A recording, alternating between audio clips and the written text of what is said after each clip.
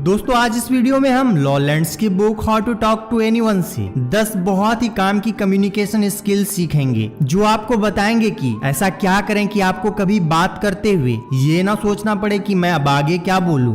ऐसा क्या करें कि आपके पास हमेशा कुछ ना कुछ इंटरेस्टिंग हो कहने के लिए। किसी से रिस्पेक्ट पाने के लिए किस तरीके से बात करें। किसी की नजरों में अपनी इमेज कैसे बनाएं बिना उसकी चापलूसी किए। थैंक यू बोलने का वो तरीका जिससे आप लोगों का दिल जीत सकते हो। जब कोई आपसे पूछे कि बताओ तुम क्या करते हो तो उसे क्या जवाब दें। ऐसे सवालों का जवाब कैसे दें जिनका आप जवाब ही नहीं देना चाहते। स्पेशल बात करने का कौन सा तरीका है जिससे लोग समझेंगे कि आप उनकी फैमिली जैसे हो। अपने आंखों का यूज कैसे करें कि लोगों को आपसे प्यार हो जाए। किसी के मूड को कैसे मैच करें। तो चलिए शुरू करते हैं नंबर 1 से। ऐसा क्या करें कि आपको कभी बात करते हुए ये ना सोचना पड़े कि मैं अब आगे क्या बोलूं। कई बार ऐसा होता है कि हम किसी से बात नहीं करना चाहते, लेकिन हमारी मजबूरी होती है कि हमें हाँ हूं करना पड़ता है। और कई बार तो ऐसा होता है कि हमारे पास बात करने के लिए बातें खत्म हो जाती है। अगली बार अगर आप ऐसी परिस्थिति में पड़ो तो आप इस पैरेटिंग टेक्निक को इस्तेमाल कर सकते हैं।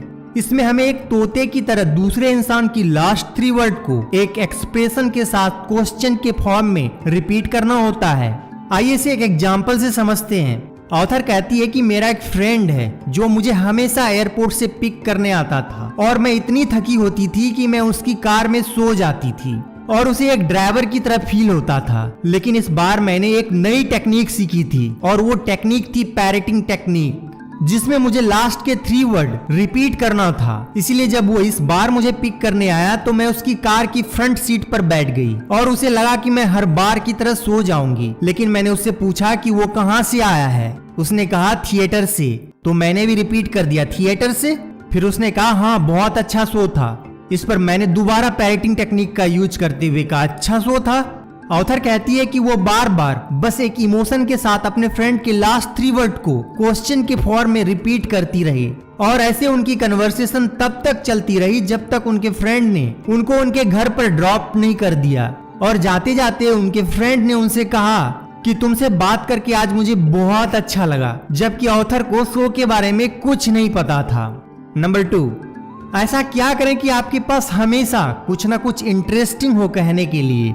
ऐसा बहुत बार देखती हैं कि किसी बात के बीच में या शुरू में कहने के लिए हमारे पास कुछ भी इंटरेस्टिंग नहीं होता। जब आप किसी पार्टी में या मीटिंग में जा रहे होते हैं तो आप अपने बेस्ट कपड़े सेलेक्ट करते हैं, उससे मैचिंग शूज देखते हैं और मैचिंग टाई देखते हैं, अपने बालों को सेट करते हैं। और ये सब इम्पोर्टेंट है भी, क्योंकि फर्स्ट इंप्रेशन इन्हीं चीजों से बनता है। लेकिन हम वहां जाकर क्या बात करेंगे, क्या बोलेंगे जिससे हमारी इमेज इनहांस हो, लोगों में हमारी बात हो, हम इस बारे में नहीं सोचते। कई बार हमारे पास बोलने के लिए कुछ नहीं होता, हमारा माइंड नहीं चल रहा होता और कन्वर्सेशन उस लेवल तक नहीं पहुंच पाता जिस लेवल पर हम उसे पहुंचाना चाहते हैं। तो इसके लिए ऑथर कहती है कि जैसे आप अपनी अलमीरा में पड़ी पहली ड्रेस ही उठाकर नहीं पहन लेती, उसी तरह से बिना कन्वर्सेशन टॉपिक के पार्टी में कभी मत जाएं। तो कन्वर्सेशन का फ्लो बनाए रखने के लिए जो टेक्निक्स है उसका नाम है द लेटेस्ट न्यूज। पार्टी में जाने से पहले सिर्फ 15 मिनट इंपॉर्टेंट न्यूज के बारे में जानने के लिए इन्वेस्ट कर दें। जैसे कि इस वक्त दुनिया में क्या चल रहा है, किसकी सरकार बन रही है, किसकी सरकार गिर रही है, कहां पर आग लगी है, स्टॉक मार्केट में क्या चल रहा है, मोदी गवर्नमेंट ने कौन सा नया बिल पास किया है। अगर आप लेटेस्ट न्यूज जानते हो और पायरेटिंग के टेक्निक्स को यूज करते हो तो चाहे आप जिस भी क्राउड के मेंबर हो, एक अच्छी कन्वर्सेशन को बढ़ाने में बहुत हेल्पफुल होगी। तो ध्यान रहे दोस्तों कि कभी किसी पार्टी में या किसी मीटिंग में जाने से पहले आज की ताजा खबर पढ़ना या सुनना ना भूलना। इससे आप घंटों तक लोगों से बात कर सकते हैं। नंबर 3, किसी से रिस्पेक्ट पाने के लिए किस तरीके से बात करें। इसके लिए राइटर हमें इस बुक में एक तरीका सजेस्ट करती हैं और उसका नाम है यू कम्युनिकेशन। अगर मैं आपसे पूछूं कि आपकी लाइफ में सबसे इंपॉर्टेंट इंसान कौन है तो आप बोलोगे वाइफ, भाई बहन, माँ या पिताजी। लेकिन मैक्सिमम लोगों की लाइफ में सबसे इंपॉर्टेंट इंसान वो खुद होता है। अगर आप किसी से बात करते वक्त सेंटेंस इस तरीके से बोलें जिससे दूसरे इंसान का जिक्र हो तो वो आपको पसंद करेगा ही करेगा। उदाहरण के लिए एक लड़की आपको बोलती है मुझे आपका सूट बहुत अच्छा लगा, क्या आपको ये कॉम्प्लीमेंट ज्यादा पसंद आएगा या फिर दूसरी जो आपको यह बोलती है तुम इन कपड़ों में बहुत अच्छे लग रहे हो। जाहिर सी बात है हम सबको दूसरा कमेंट ही पसंद आएगा क्योंकि इसमें हमारा जिक्र है। आप सेंटेंसेस को, शब्दों को थोड़ा सा चेंज करके आप किसी को बहुत ज्यादा प्रभावित कर सकते हैं। नंबर 4, किसी की नजरों में अपनी इमेज कैसे बनाएं बिना उसकी चापलूसी किए।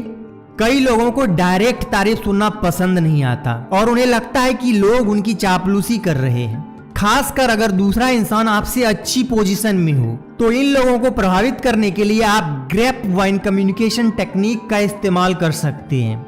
ग्रेप वाइन कम्युनिकेशन एक तरह की इनफॉर्मल कम्युनिकेशन है। इसमें आप जिस इंसान के नजरों में अपनी इमेज बनाना चाहते हैं उसके किसी क्लोज फ्रेंड से मिलिए और आप उस फ्रेंड से उस इंसान की तारीफ कर दीजिए कि यार वो बंदा बहुत बढ़िया है, बहुत अच्छा काम कर रहा है, मुझे पसंद है।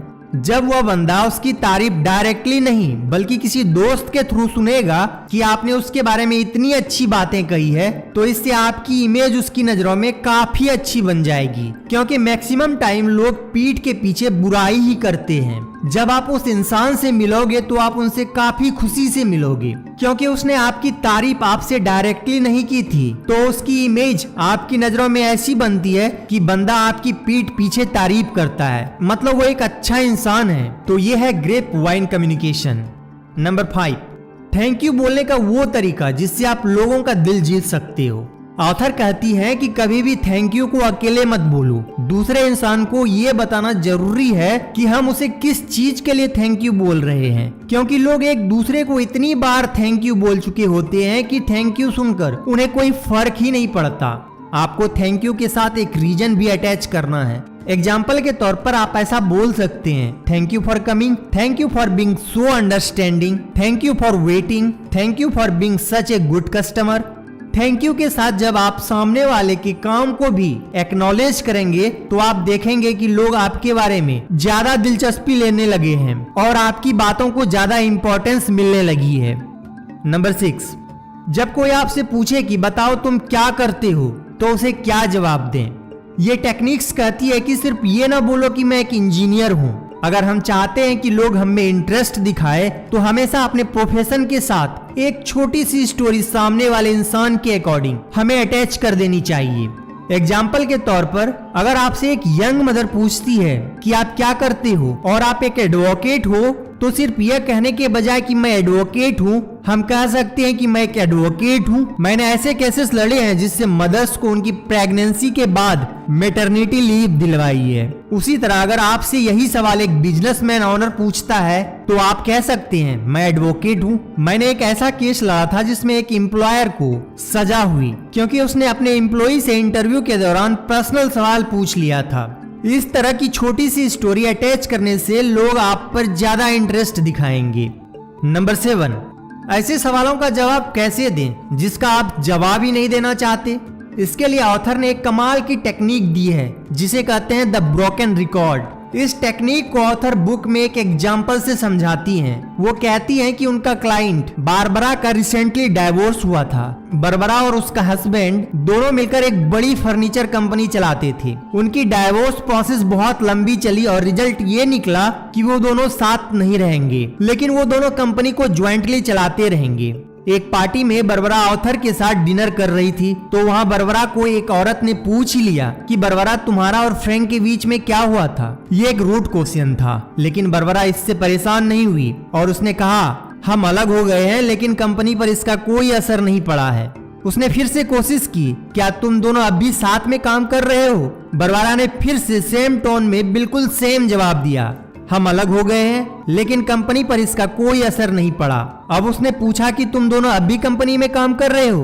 बारबरा ने फिर से बिल्कुल सेम जवाब दिया, हम दोनों अलग हो गए हैं लेकिन कंपनी पर इसका कोई असर नहीं पड़ा है। और वह औरत चुपचाप वहां से चली गई। यह है द ब्रोकन रिकॉर्ड टेक्निक। अगर आपसे कोई बार बार ऐसे सवाल पूछ रहा है जिसका जवाब आपको देना अच्छा नहीं लगता तो आप अपने पहले जवाब पर अटके रहो। वर्ड टू वर्ड बिल्कुल सेम टोन में आप हर बार वही जवाब दो, जैसे कि एक टूटी हुई सीडी में सॉन्ग्स के सेम लाइन बार बार प्ले हो रही हो। इससे सवाल पूछने वाला शर्मिंदा होकर चुपचाप बैठ जाएगा, यह चला जाएगा।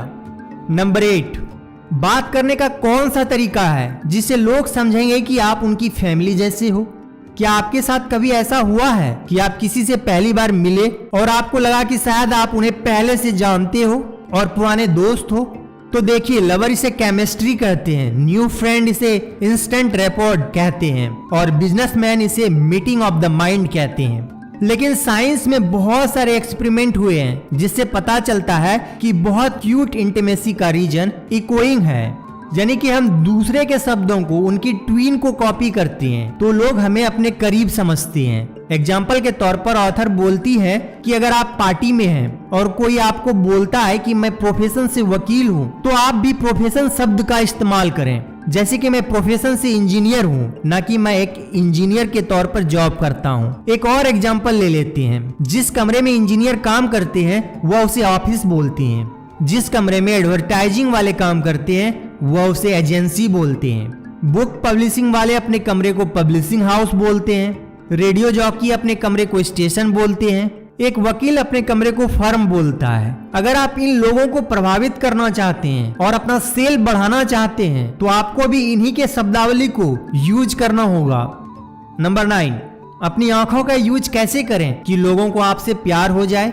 दोस्तों, इसके लिए हमें यूज करना होगा epoxy I technique. Epoxy I technique use करने के लिए कम से कम 3 लोग होना चाहिए, आप, आपका टारगेट एंड थर्ड पर्सन। आइए देखते हैं कि ये कैसे काम करता है। इपॉक्सी आई टेक्निक आपको सजेस्ट करती है कि जब भी आप ग्रुप में बात कर रहे हो तो बोलने वाले से ज्यादा फोकस आप अपने टारगेट पर रखिए, यानी कि अगर ग्रुप में कोई बोल रहा है तो उसे कम देखिए, लेकिन जो सुन रहा है, जो कि आपका टारगेट है, उसे ज्यादा देखिए। जब आप ऐसा करेंगे तो आपके टारगेट को सिग्नल जाएगा कि आपको उनमें इंटरेस्ट है और आपका टारगेट भी आप में इंटरेस्ट लेने लगेगा। अगर आप उन्हें अट्रैक्टिव लगते हो तो यह टेक्निक एचआर प्रोफेशनल्स इस्तेमाल करते हैं अपने एम्प्लॉय को जज करने के लिए। यह टेक्निक पुलिस संदिग्ध अपराधियों को डराने के लिए उपयोग करते हैं और एक रोमियो महिलाओं के प्यार में पड़ने के लिए इपॉक्सी आइज का इस्तेमाल करते हैं। लेकिन इस तकनीक का यूज बहुत सिलेक्टिव जगह पर और सही टाइम पर करना चाहिए। इपॉक्सी आई टेक्निक वुमेन पर बहुत ही ज्यादा इफेक्टिव है अगर आप उन्हें अच्छे लगते हो तो। नंबर 10, किसी के मूड को कैसे मैच करें, यानी मैच द मूड।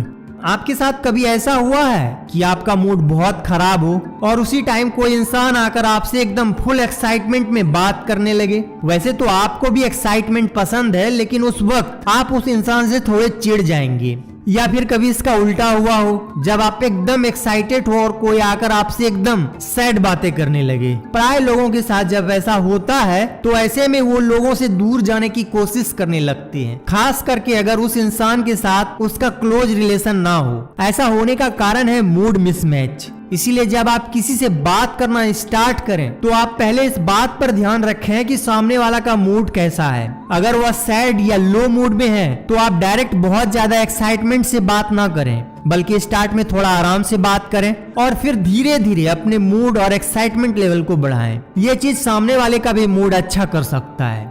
तो दोस्तों, इस वीडियो में बस इतना ही। अगर आपको वीडियो पसंद आई तो वीडियो को लाइक करें, शेयर करें और चैनल को सब्सक्राइब करना ना भूलें। Thanks for watching.